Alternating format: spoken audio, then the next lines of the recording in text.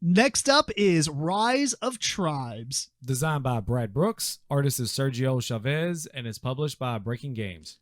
Rise of Tribes is kind of a mini Civilization 4X style game that plays in about an hour and a half, and it's for 3 to 4 or 2 to 4 players. And I'll kind of quickly go over it, but basically you have a hexagonal board that you kind of construct at the beginning of the game. There's a standard setup per player count. So if you're playing 2 players or 3 or 4 players, you set up the board specifically in that shape. But the tiles are randomized. There are some special tiles. We did not play with all of the special tiles, but we did play with quite a few of them. Mm-hmm. And there's a board off to the side that has the 4 actions that you can do. And the actions are reminiscent of a 4X game, like the build, expand, conquer, all that stuff. Mm-hmm. I totally did not do any of the 4X stuff right there. But basically, there's a bunch of dice, and the dice are rolled and put, or not rolled, they're actually put there specifically. Yeah, 2 dice. Yeah. Well, each space has 3 dice on it. It has a blank, and it has a sun, and it has a moon. That's how all the 4 actions are going to start. And that's important because on a player's turn, they roll 2 dice. The dice will determine if an event happens. If an event happens, there's this huge stack of tile events that will flip over. One will flip over.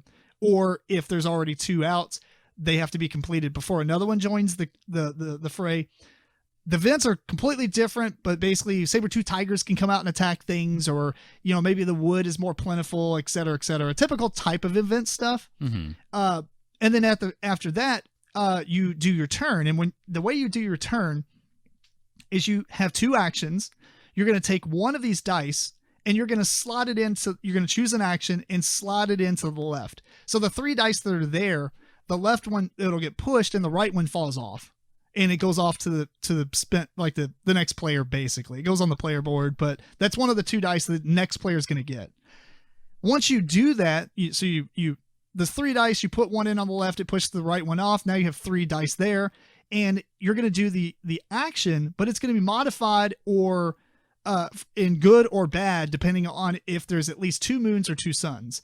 So let's just say the base action, for instance, the first action is grow. It allows you to take 3 new meeples and put them in play on spaces that you already have stuff on. And if you have a bad day or whatever, where there's two moons, you only get to put 2. And if you had a good day where there's 3 or 2 suns or more, then you get to put 4 guys.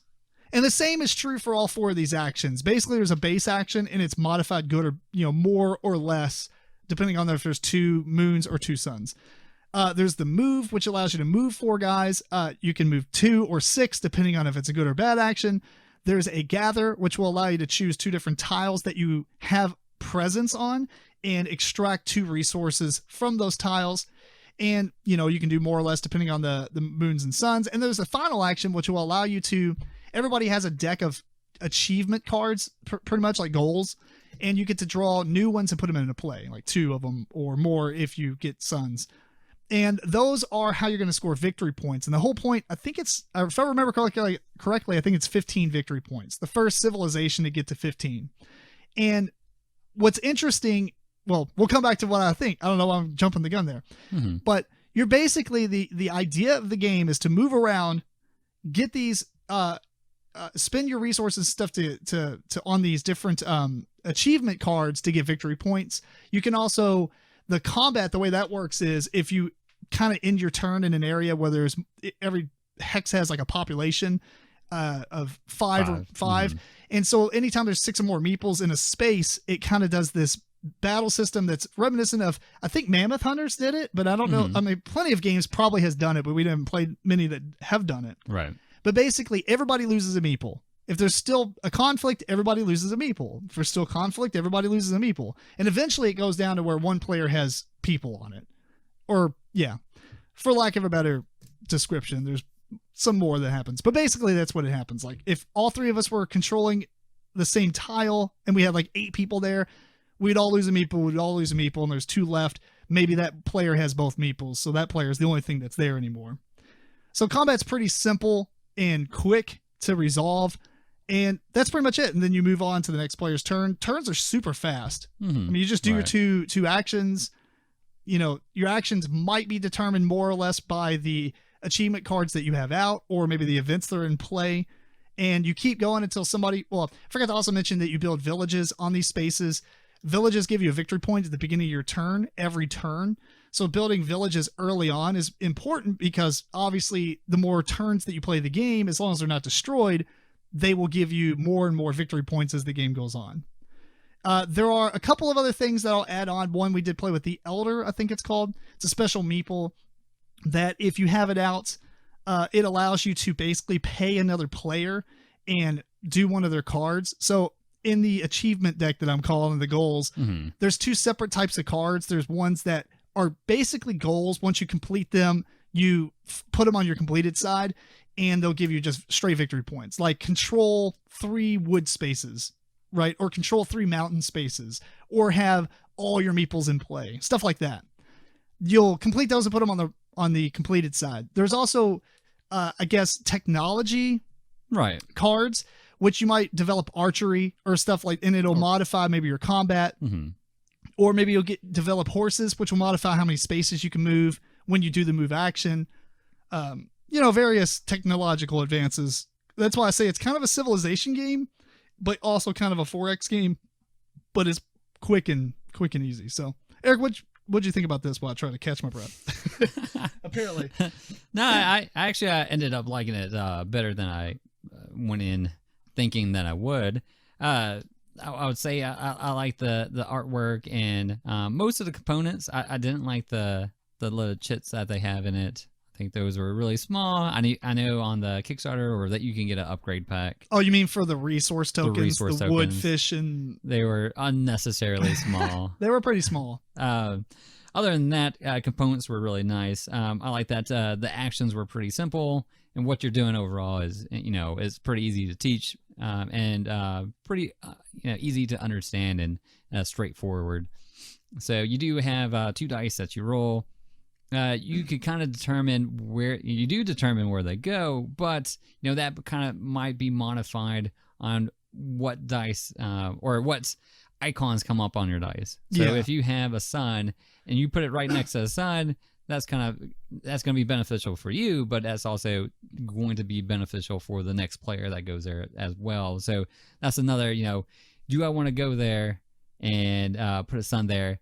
It'll be good for me, but it's also going to help the person to my right here or left. Yeah, possibly, because the first 2 icons at that point could be a sun, so they can put anything there. Yeah, and they can still put have a moon third. there and still get the better of the actions. Yeah. Mm-hmm. I actually like that system as well, because if you also pay attention, you could put a moon somewhere, still receive the 2 sun benefit, but then mess up the next player, because they can't put a moon there because they're going to get moon, so they want to put a sun or just take a base action.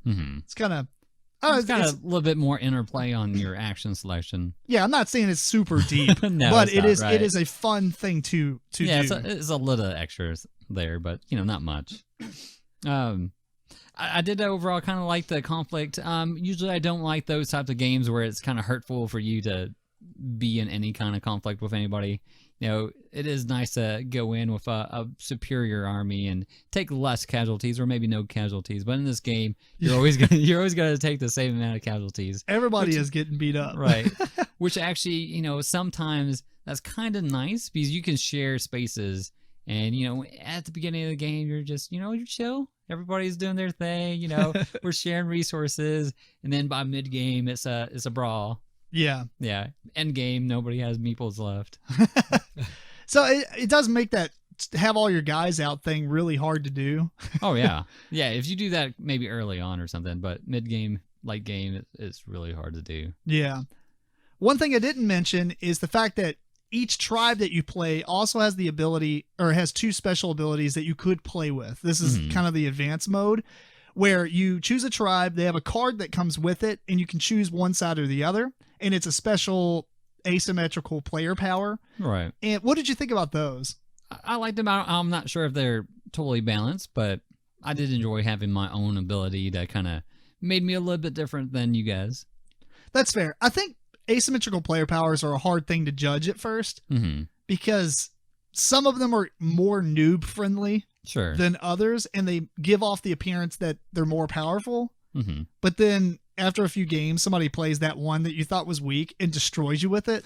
Right. I'm like, all right, well, that's an advanced style asymmetrical player power. But I really liked them. I don't know if you necessarily needed to make it to where you only get one of the two, or even like bind them to any tribe in particular. I think that's only for like fluff. Mm-hmm. I don't know why you couldn't just have like a whole deck card of player powers and just get two and pick one. Right. You probably could. Right. I don't. Yeah, it works out just the same. Yeah. I think my favorite part of the game though has to be the events. The events were they were kind of unique. So yeah, everyone that comes out, like I was telling you, one comes out, it's a saber-tooth tiger that spawns, and he's just gonna wreck stuff around him. Or maybe there's a mammoth that you can hunt, and you get extra food from it and stuff. And then there's other ones that are just kind of basic. Like anytime, like there's one I think you build canoes and allows you to move over the river terrains, which is pretty hefty, or pretty hefty. It's pretty important because it like. Movement is kind of restrictive. It is. And that is awesome. Unless you're playing the player power that gives you the boat and you can fly around the world. That thing's crazy. So that's one of the ones we were talking about. That one's pretty good.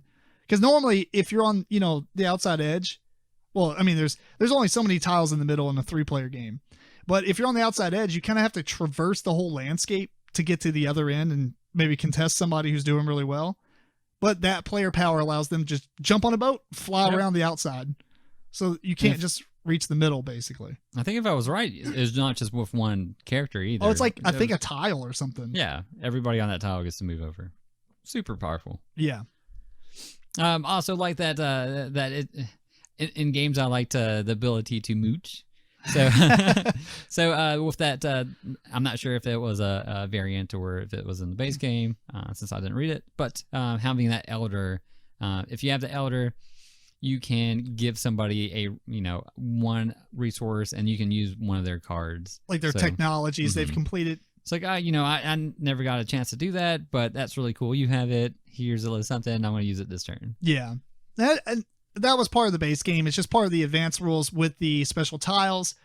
Typically, there's only 3 different tiles, and it's the 3 different resources. So you got mountains, you got rivers to get fish, mountains to get clay or something. I even remember rock or something. And then wood. Or, I think it was rock. Yeah, and then forest to get wood. But there's also some of the ones we played with will allow you to get extra resource anytime you extract resources from that tile. There's other ones that you have to have so many population there before it'll actually provide anything, and it's because they're more desolate. And there's one that's a glacier that starts off on a mountain. You have to kind of do some stuff to get rid of it before you can actually utilize that terrain. So there's a lot of cool things. There's also even an event tile that comes out in a volcano. Just one of the mountains explodes into a volcano and stuff happens. The events are crazy different. I mean, there are some that are very similar, but it felt like every event coming out was totally different stuff. Right, which was very nice. Oh, yeah. Yeah. Well, the event deck kind of looked like it was pretty large because I think they were like... It's like they're as thick as the tiles. Right. Yeah. They were so big. But I don't think there was a lot of them. In our game, we didn't roll a lot of doubles, so it didn't feel like we went through maybe half of them or whatever. So yeah, a game or two, you're going to probably see them all. Yeah, probably. I mean, depending on if you shuffle the event deck pretty well. It might take you 3 or 4 games before you've seen all of them, but you probably play 2/3 of the event deck, maybe a half. No, maybe a half. I don't think we went through that many. I mean, we went through like 6 or 7, 8, something like that. Right. Either way, I just really like it. This game is phenomenal, dude. It's so... The only thing I'm worried about is we were all incredibly close in score. Oh, yeah. It's like you needed one more resource before you could win. All right, you didn't win. George, he missed it just by this little hair. And then Eric takes the win right then. Yeah. I mean, it was that close. Right. And that kind of goes back to, can a game be too balanced sometimes? Right. So I don't know. Who knows? We'll play it more and find out, but it was very enjoyable. I will probably end up getting the deluxe pack for this because, man, I was super impressed with it. I say if you're going to get it, you have to get the deluxe pack because those little bitty chits were no good. Yeah, that's true. That's true. You know, it is worth mentioning that we did receive this as a review copy from the publisher, but, we just stayed our mind anyway. So nothing, We're not trying to sugarcoat anything. The game is really good, and I don't know. I think it'd be cool to play it with more of the detrimental spaces because there'd be more of a fight over the good, better spaces. Yeah, I mean, it does change up the gameplay a lot. It would be Sure. neat if the game had some sort of different layouts, because all the layouts are the same per player count. Oh, is it? Yeah, I mean, you still do shuffle up all the tiles and then lay them out differently. Mm-hmm. But it's all the same shape, configuration. The configuration is the same. But I mean, I guess you could do that differently if you wanted to, because when you start the game, you pick kind of a location where you're going to start. Right.